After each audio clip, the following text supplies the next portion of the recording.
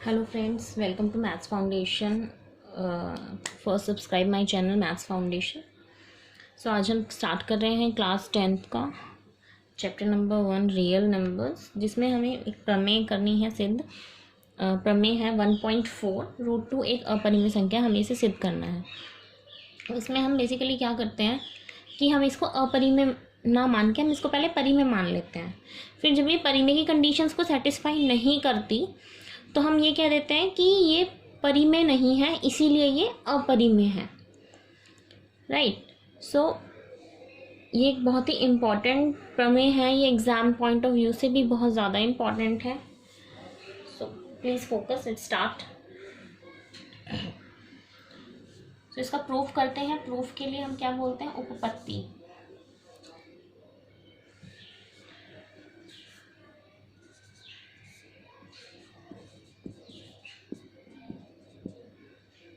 हम इसको क्या मान लेते हैं? एक अपरिमेय ना मान के हम इसको मान लेते हैं माना √2 एक परिमेय संख्या है। ओके। सो जो परिमेय संख्या होती है उसको हम P/Q या A/B के फॉर्म में भी लिख सकते हैं।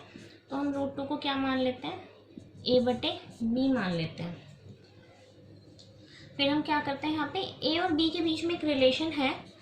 A तथा B सह अभाज्य है। A तथा B सह अभाज्य संख्याएं हैं। सह अभाज्य का मतलब है को प्राइम नंबर्स हैं ये। ओके। सो को प्राइम नंबर्स वो होते हैं जिनका कॉमन फैक्टर 1 होता है, जैसे कि 2 and 3। 2 का फैक्टर होगा 2 × 1 और 3 का फैक्टर होगा 3 × 1। ठीक है, तो इनमें कॉमन फैक्टर क्या है? 1 है। सो को प्राइम नंबर ये दोनों आपस में एक दूसरे के लिए को प्राइम हो गए हैं। ठीक है। अब A तथा B सहअभाज्य हैं, को प्राइम नंबर से, मतलब इनका कोई भी एक कॉमन फैक्टर जो है वो 1 होगा। अब B इधर आ जाता है। B को हम 2 के साथ ले आते हैं तो ये बन जाएगा B√2 = A। अब देखिए रूट है, इसको रूट को हटाने के लिए क्या करते हैं? दोनों तरफ वर्ग कर देते हैं। दोनों तरफ वर्ग करने पर, ठीक है, दोनों तरफ वर्ग करने पर b बन जाएगा b का स्क्वायर √2 का वर्ग अगर हम करेंगे तो आपको बताया था मैंने प्रीवियस वीडियो में कि अगर रूट भी होता है और स्क्वायर भी होता है तो जो बीच में आंसर नंबर होता है वही हमारा आंसर होता है। ये हो जाएगा 2, पर a का वर्ग करेंगे तो हो जाएगा a²। राइट। अब हम क्या कर सकते हैं? हमें ना नंबर को डिवाइड में लेके जाना है, तो नंबर किसके डिवाइड में जाएगा? a² के डिवाइड में जाएगा। नंबर हमारा a² के डिवाइड में जाएगा। सो हमें यहाँ पे एक स्टेटमेंट लिखनी होगी इसके बेसिस पर। अतः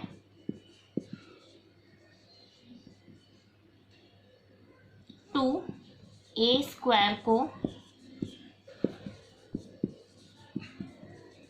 विभाजित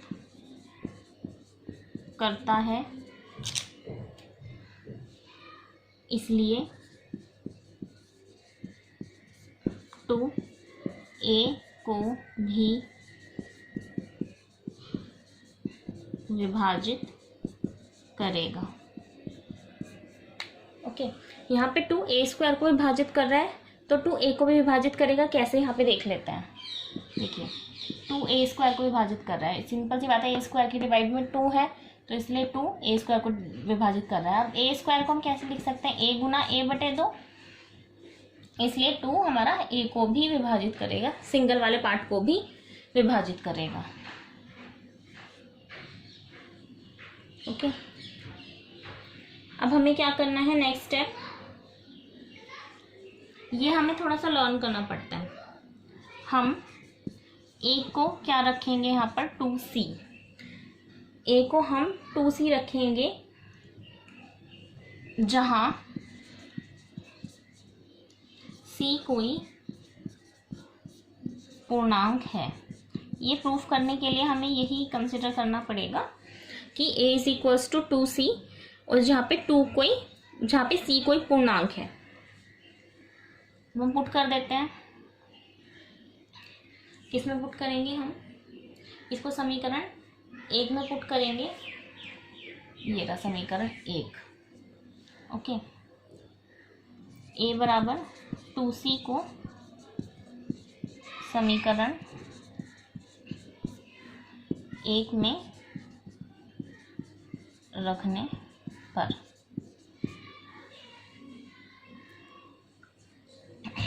इसको हम समीकरण 1 में रख देते हैं। तो कैसे रखेंगे? देखिए, 2b² तो ऐसा का ऐसे ही रहेगा।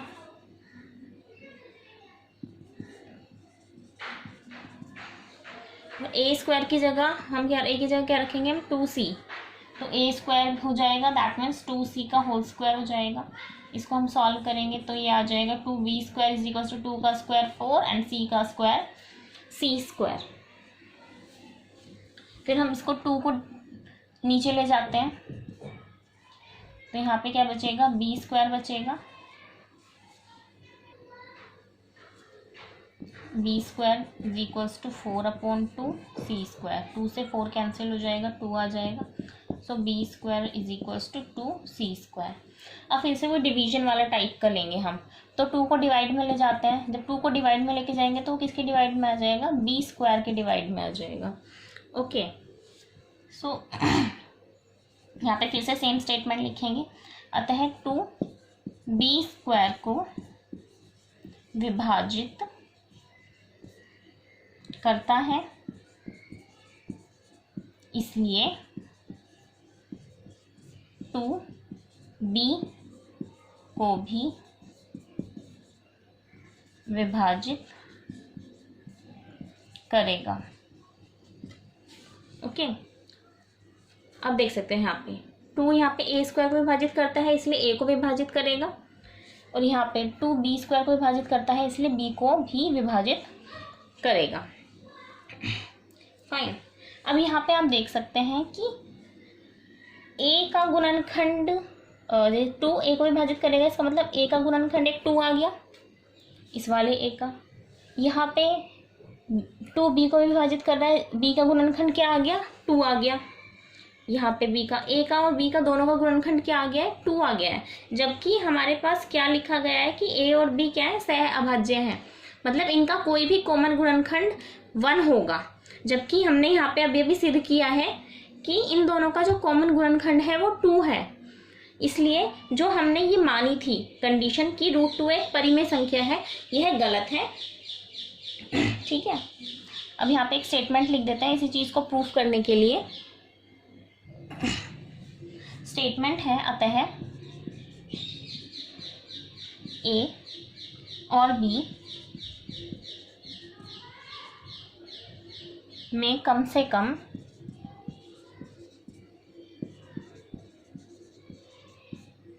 एक उभयनिष्ठ गुणनखंड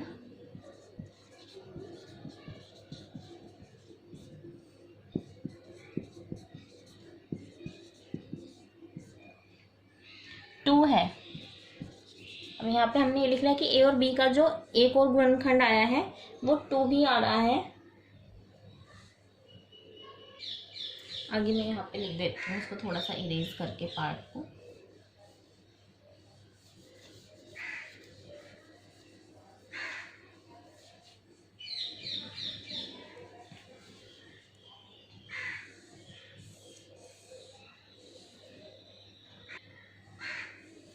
इससे इस तथ्य का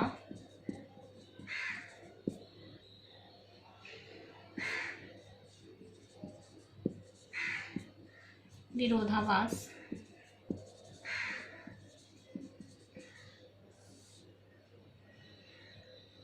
होता है कि a और b में एक के अतिरिक्त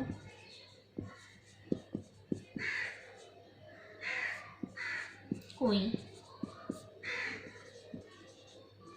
उभयनिष्ठ गुणनखंड नहीं है, अतः हमारी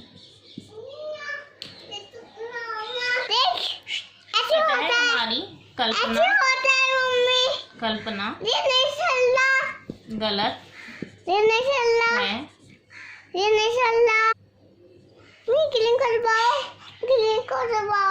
अतः हमारी कल्पना गलत है कि रूट 2 एक परिमेय संख्या है। अतः रूट 2 एक अपरिमेय संख्या है। तो अब हम इसमें क्या करते हैं कि यहाँ पे हमने पहले root 2 is equal to a by b माना था, फिर हमने उनका स्क्वायर कर लिया था। स्क्वायर करने के बाद हमारे पास ये आया था, फिर हमने 2 नीचे ले गए थे। हम 2 नीचे लेने के बाद हमने 2 स्टेटमेंट लिखी थी कि 2a² को विभाजित करता है, इसलिए 2a को भी विभाजित करेगा।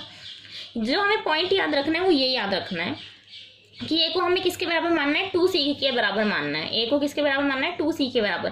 फिर हमें 2c को यहाँ पे पुट करना है इस वाली इक्वेशन में। जब हम यहाँ पे इक्वेशन पुट करेंगे तो यहाँ पे b वाला फॉर्म आ जाएगा सब कुछ। जब b वाला फॉर्म आएगा तो फिर यहाँ पे एक स्टेटमेंट आएगी 2b² को विभाजित करता है, इसलिए 2b को भी विभाजित करेगा। अब दोनों के a और b के जो गुणनखंड है वो 2 निकल आए हैं, जबकि a और b सहअभाज्य हैं तो इनके गुणनखंड सिर्फ 1 होने चाहिए। इसलिए हमने जो माना था कि रूट 2 एक परिमेय संख्या है वह गलत था। अतः रूट 2 क्या है, एक अपरिमेय संख्या ही है। So I am ending my video here. I hope कि आपको समझ आएगी। मैं रूट 3 और रूट 5 की भी आगे वीडियोस डालूंगी। So thank you so much.